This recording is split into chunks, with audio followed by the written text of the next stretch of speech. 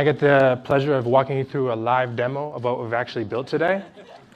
Live demos are a little risky, so if there are any hiccups, I'd appreciate you guys being patient. I'd like to start with cover feed and what really is my favorite part of the product, which is the moment you turn on your phone. As Mark mentioned earlier, you turn on your phone roughly 100 times a day or more. You do so while you're waiting in line to buy something for lunch, or maybe you're on an airplane waiting for it to take off, or you might be checking your phone right now. I can see someone checking their phone. Typically, all you see is the clock, and if you're lucky, maybe a snippet of an email or a calendar invite, but not much more. And what we aspire to do with Home is provide a lot more value in that moment. And so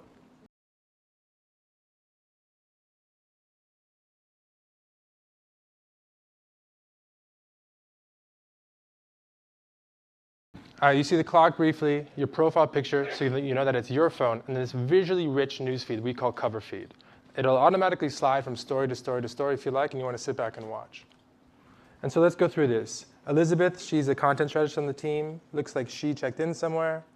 Here's a story on Instagram. It's a photo story. Open Graph stories with large images show up in cover feed, and we're really excited to see that. You'll see link shares, status updates. This is Julie Zhu. She's a designer here. That's a pretty sweet photo. Here's a status update, also from Julie. So for status updates, what we did is we wanted it to feel consistent with the photo stories. So we used the cover photo as the background, but then we put your text in the front so you could know, or so there was a clear distinction of what you were seeing. Let's go through some more stuff. That's me. That's a little embarrassing. And so if you see a photo you like, you can long press it to have it zoom out like I did before. Or you can double tap it to like. And it'll just show you a big little like icon right underneath your finger. That's Justin. He worked really hard on this presentation, so I'm going to like that too. And you can swipe through. If you see something you want to comment on, well, let's find something that already has comments. No comments, no comments, no comments. Oh, we'll just make a new comment. You just tap the comment icon on the bottom right. Oop, I missed it. And it'll open up the comments in line. Oh, someone did comment. So I can say hi, because that's short, and I'm doing a demo. And when I'm done, I can just swipe it away. And so what we've tried to do is really design a delightful, simple experience, and we've relied pretty heavily on very basic gestures, swiping, tapping, pressing, to make it so that there's nothing between you and your content. You can directly just reach out and touch it. You'll realize there's no Chrome here, there's no logo, there's no nav. It's the content first. So that's cover.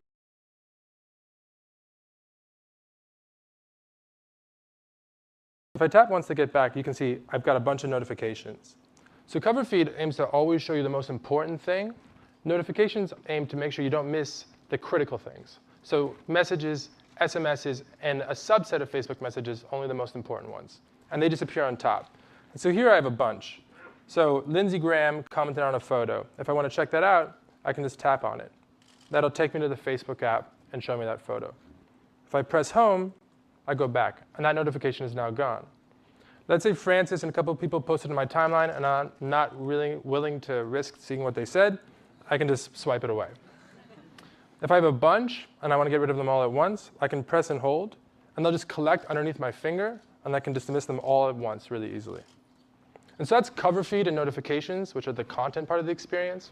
And what we're trying to do is shift people's focus on their phones away from tasks and apps and to people and content, or more specifically friends, or your friends and what they're saying and what they're doing.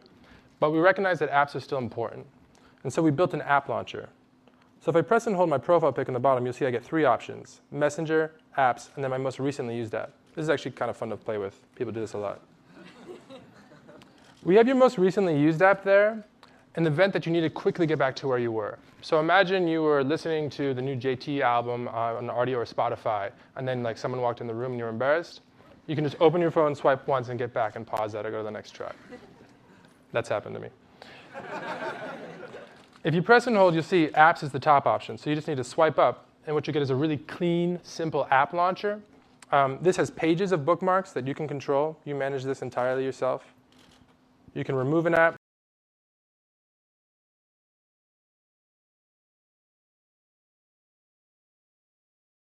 Of your apps alphabetically organized. That's called the app drawer. So if I want to bookmark something new, let's find something. What do I want? Dropbox. I'm a big Dropbox user. I can just place that where I like. You'll also notice that there's a really thin, light, inline composer at the top. That's so that if you want to post a status or a photo or a check-in, it's just one quick tap away. And so when you're done, all you have to do is, again, swipe it down. And so that's cover feed notifications in the app launcher. What I didn't talk about is chat heads or some of the cool things we're doing around messaging.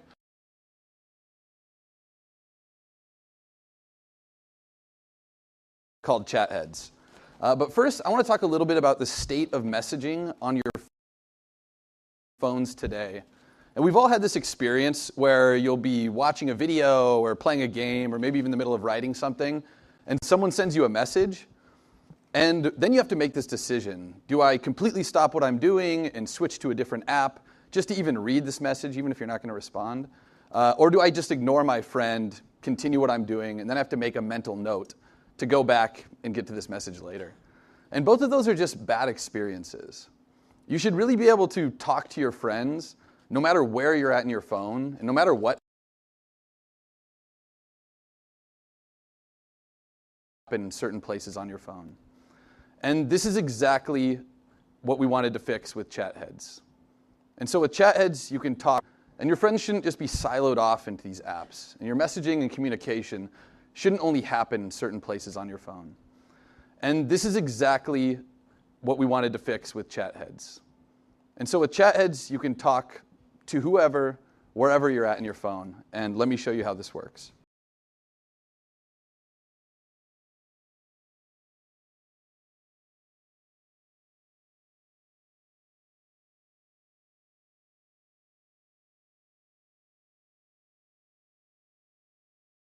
Start in, and the message would persist.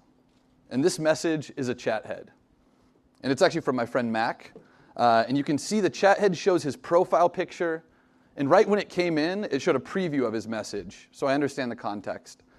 And there's also an unread count, so I know how many messages he sent that I haven't read yet.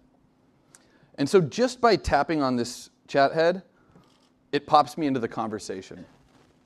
And the thing that's so cool and so special about this is that this is all happening right over the article I'm about to read, and right over the app I'm using. So no matter what you're doing, you can just quickly pop into these conversations. It's very, very lightweight. And it looks like Mac wants to go check out a G.I. Joe movie tonight. So say, yeah, not busy, not giving a demo or anything. Check the times. So when I'm done responding to Mac, if I wanted to go back and just continue reading the article, again, I could either tap Mac's chat head, and it would take me back. Or with a simple gesture, I could just swipe the conversation up, and it would also collapse it.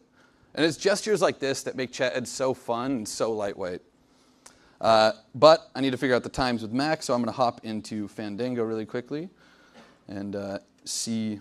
And if you notice here again, too, when I was switching these apps, Mac's chat head just stayed there with me.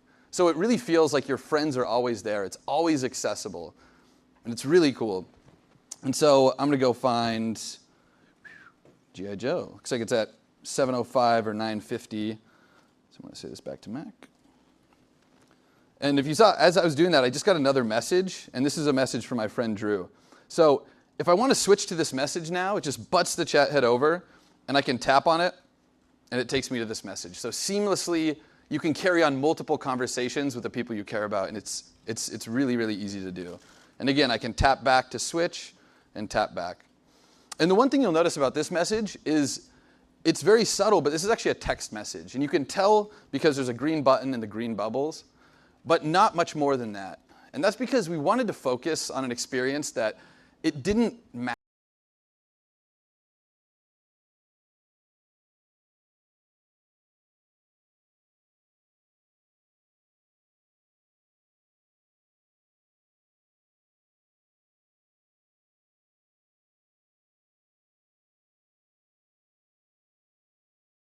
Mates actually, but it showed up as a group chat, and you can tell because the chat head is divided, showing all of the people who are in the thread. And again, just tapping, I can manage these 3 conversations really easily. And it looks like this is about rent. So with a conversation like this, you can just pick up the chat head and flick it off the bottom, and it's gone. And so that's how you close an individual chat. And if you wanted to close all of your messages at once, again, just swipe up to collapse them, and you can always drag these things around and position them wherever you want, wherever they comfortably fit. And then you can pick the pile up. It's pretty fun to spring these around. and again, chuck them off the bottom. And so that's Chatheads, and they're a way you can talk to your friends no matter what you're doing on your phone, no matter what app you're in. They're really the first experience where you can manage multiple conversations with just a single tap. And I've been playing with them for a while, and I can honestly say they're the most fun and delightful messaging experience yet. So thank you.